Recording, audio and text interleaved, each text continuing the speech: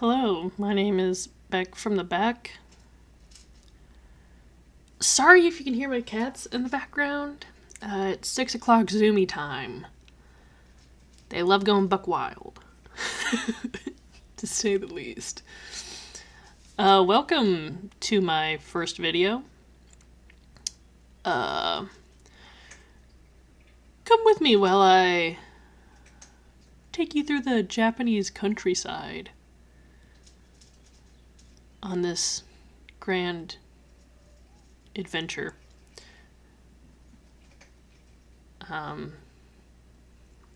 Maybe you'll hear some cats screaming. Maybe you'll hear some cats eating. Or running around, or something. Who knows? In this video is just a series of sketches of just walking through the countryside and looking at the sights to see. So like the houses, the road, the like parts of the road where you could break off into one direction or another.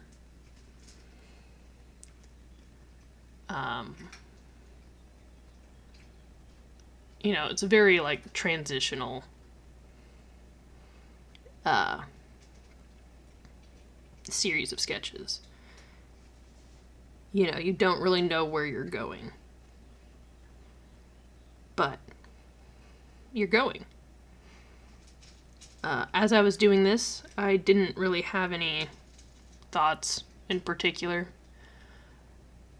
I just thought, this seems like a fun idea. Let me try it. I haven't done anything like this before, so let's just see.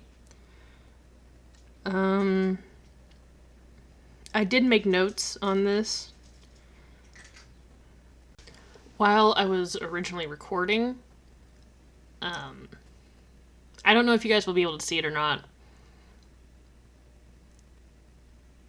My handwriting is not very good, and the camera angle is weird, to say the least. But I'm trying.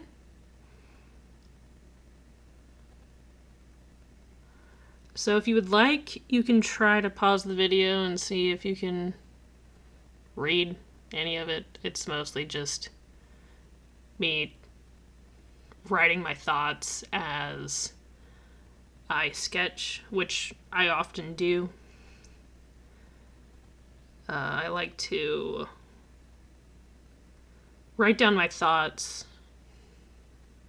so that whenever I come back and look at the sketchbook again, I can get an idea of what I was thinking about as I was doing this. A lot of the words I wrote is just not worrying about the past, not looking back unless the scenery looks really cool. And just kind of leaving it behind you and going forward.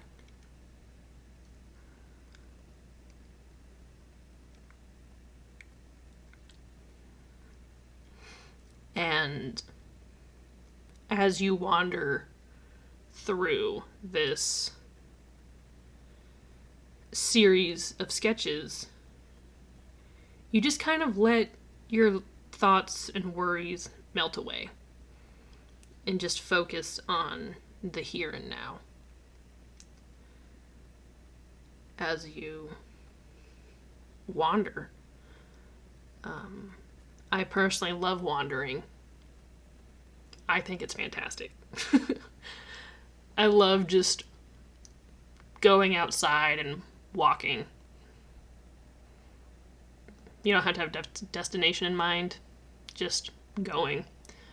I love looking at the things around me and appreciating them for what they are right now.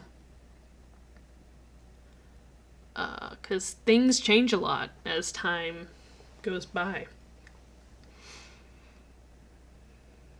You know, like, I've always lived in my hometown. I haven't moved out of it. And just within my lifetime, so much has changed. You know, like, things change all the time.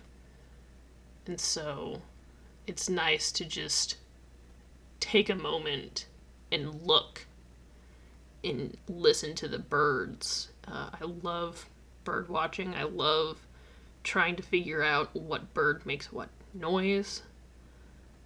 I love listening to the, like, whooshing sound of the feathers as they, like, fly, pretty much.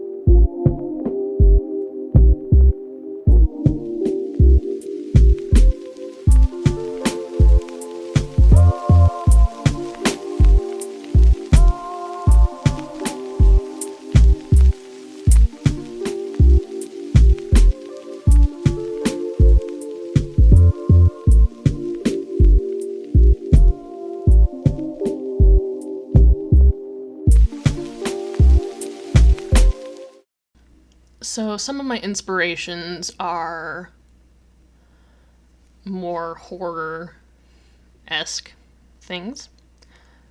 I love to read. I loved reading comic books, graphic novels, like just books. One of my favorite books is The Poppy War by R.F. Kuang. So good. Rough, though. Very dark. I love themes of like life and death and, you know, what it's like living in the world right now, because there's a ton of crazy shit going on right now. I also love like anime and manga and life in general. You know, the little everyday shit. Like, I have 2 cats. I love just walking into the room and watching my cat just sunbathe and just really enjoy the warmth of the sun in, like, on his fur.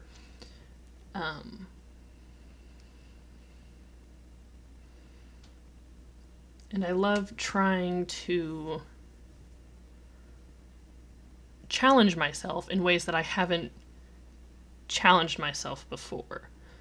I've taken some classes for art and stuff like that, but a lot of it has been fairly self-taught, you know, like by studying like Miyazaki and his compositions, or you know, Jujutsu Kaisen, just like looking at the panels of the manga, seeing how the author did the backgrounds, seeing if I can figure out what the shortcuts are, and how the author has like made the panels flow. I think that's very interesting and very important in the ways of storytelling. You know, like if for example, you know, comics or graphic novels or manga or whatever, if the layout's weird, it's so easy to get lost. You know, I've just finished the first volume of a graphic novel called Something is Killing the Children, or something along those lines. And I really enjoyed it because I hadn't seen people do the paneling quite like that author has done it. I don't know the author off the top of my head. But I really enjoyed it because it was something different. I hadn't seen that sort of thing before. Like how they laid out the panels. But it was kind of confusing at times. So I would like start on the left side of the page and just read all that, and then I was like, I don't know what the hell's going on, so let me read like across both pages, and that made more sense. But it was kind of hard to tell like when I needed to read directly across or whenever I needed to finish the page. Like the left page and then the right page, you know? So that's kind of the thing that I like to think about. You know, if I wanted to have a bunch of panels, and I wanted to have the viewer know, like, hey, read across both pages instead of just one, how would I do that? You know, how would I set up the flow of either the, like, word bubbles or, you know, just the imagery in general? Like, how would I do it to have it make sense for the viewer? So that's just the kind of thing that I like to think about. And that's one of the things that I want to explore more and also, you know, work on. Because that's a skill to have. You know, the flow, figuring out the flow of things, that's very important in art, I think, at least. And so that's kind of what I want to work on with this little practice. You know, like, how well can I depict the wandering through the Japanese countryside? Of having no destination but just going, you know, seeing what happens. And so I hope that's something that you, the viewer, can kind of catch on within this, given it is kind of difficult. You know, my hand's blocking things. I'm writing notes down that you may or may not be able to read because my handwriting's bad and the camera angle's weird. But that's fine, I'll figure it out. Because this is where I'm at right now. And one of the, you know, I've been doing this for a while. I've started taking my art really seriously about sophomore year of high school, but I've been drawing for, I don't know, since I read Percy Jackson in like elementary school or some shit. So it's like I've been doing this for a while, and so I've been figuring out what I need to work on and being able to look at my strengths and weaknesses objectively and not feeling any sort of way about them in one way or another. Just being like, yeah, that is something I need to work on. I'm not going to beat myself up over it because that makes you less likely to want to do it. At least for me. The meaner you are to yourself, the more you beat yourself up. I don't know about you guys, but like, whew, it's hard to do stuff whenever you beat yourself up over everything. And so I'm just taking it one step at a time and doing it, you know?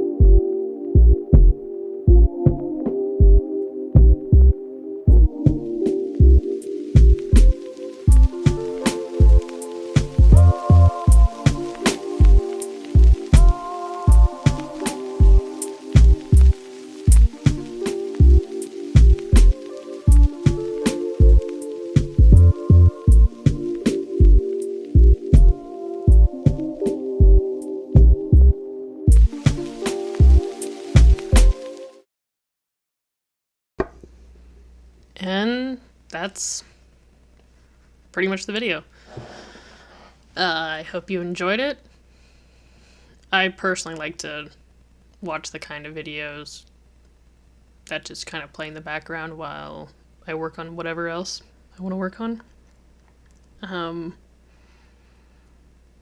Yeah, just don't be scared to try new things. You're gonna be bad at it at first. So what? Who cares? You know? That's how learning goes. When you don't understand something or something hasn't quite clicked yet, you're not gonna know what the hell's going on. But if you just keep showing up and trying your best, then that's all you can really do. You know? Okay, love you, bye.